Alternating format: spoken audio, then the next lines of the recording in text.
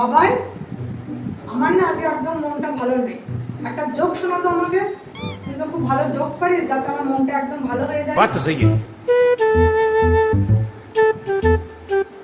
না গো মা, এখন আমার ঠিক না মুড নেই জোকস বলার মতো। আরে একটা বল না, একটা বল। আরে মা, আমি আমার গার্লফ্রেন্ডের সঙ্গে মেসেজ করছি, প্লিজ ডিস্টার্ব করো না আমাকে। क्या बोला तुम?